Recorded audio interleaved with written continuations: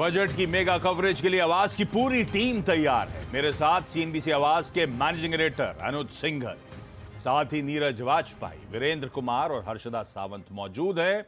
उधर ground zero यानी दिल्ली के विजय चौक से लक्ष्मण रॉय और रोहन सिंह, वित्त मंत्रालय से असीम मनचंदा, एफएम आवाज से आलोक प्रियदर्शी और एमओएस फाइनेंस पंकज चौधरी के घर से दीपाली नंदा मौजूद हैं। आवाज की पूरी टीम तड़के सुबह 7 बजे आज पेश होने वाले बजट से पहले हमारी पूरी तैयारी कराने की तैयारी में है। लेकिन शुरुआत थोड़ा सा मोटा जामा पहन लिया जाए, पहले अनुज से बातचीत करी जाए। और सबसे इंपॉर्टेंट तो हमारे कवरेज का पार्ट है बाजार, और बाजार क्या एक्सपेक्ट कर रहा है, पहले उसी से शुरुआत करते हैं। ये बताइए, इस बजट में बाजार की नजर कहां होगी, क्या चाहता है मार्केट?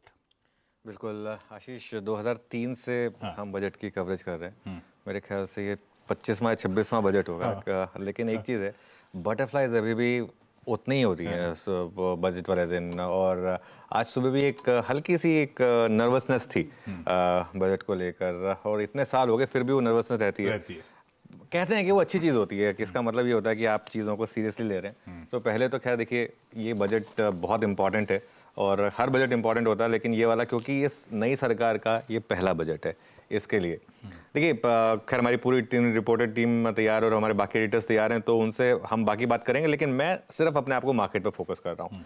मार्केट क्या चाहता है और क्या मार्केट के लिए नेगेटिव होगा। मार्केट का फोकस दो चीज़ों पर है, कैपिटल गेन्स और फिस्कल डेफिसिट।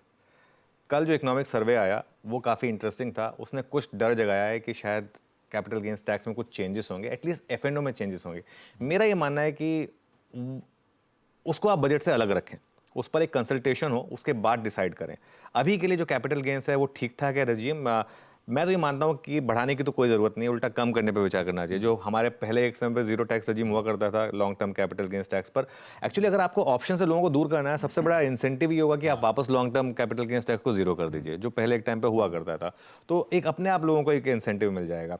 इस समय एक बहुत शानदार इक्विटी कल्ट चल रहा है देश में। लोग अपने आप बैंकिंग सिस्टम से अब जो मर्जी कहें, आप पैसा निकल कर स्टॉक मार्केट में आ रहा है, अगर आप बैंक 3 या 4% देंगे पोस्ट टैक्स रिटर्न, तो वो पैसा जाएगा, आप उसको नहीं रोक सकते हैं। अगर आप स्टॉक मार्केट में रोकेंगे तो कहीं और चला जाएगा, और शायद कहीं ज़्यादा अनप्रोडक्टिव जगह पे चला जाएगा वो पैसा।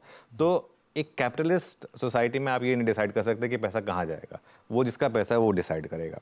तो जब लॉन्ग टर्म टैक्स जीरो से चेंज किया था तब एसटीटी लगाया गया था। अब दोनों लगते हैं, एसटीटी भी लग रहा है, लॉन्ग टर्म भी लग रहा है, शॉर्ट टर्म भी लग रहा है।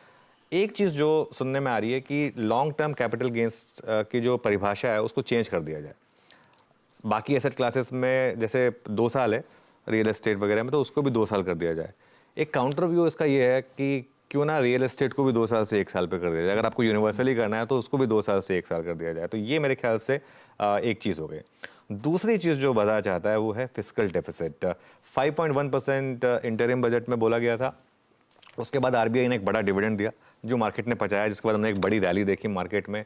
अब मार्केट ये सुनना चाहेगा कि क्या उसकी वजह से आपके पास स्कोप है, या तो आप बोल दें कि नहीं 5.1% भी है तो इस बार तो 5 ही हो जाएगा, या फिर आप 5.1 ही रखें और कहें कि अब इस पैसे को हम एक्सपेंडिचर में खर्च करेंगे और हम कोशिश करेंगे इकोनॉमी को पंप प्राइम करने की। वो एक बड़ा पॉजिटिव होगा। अगर तो ये आ गया कि 5.1 ही रखा हमने, और वो जो डिविडेंड है वो उसको देखने के बाद भी 5.1 रखा, क्योंकि हम कैपेक्स पे खर्च करना चाहते हैं और हम इंफ्रास्ट्रक्चर पर खर्च बढ़ाना चाहते हैं, मार्केट्स को बहुत पॉजिटिवली लेगा।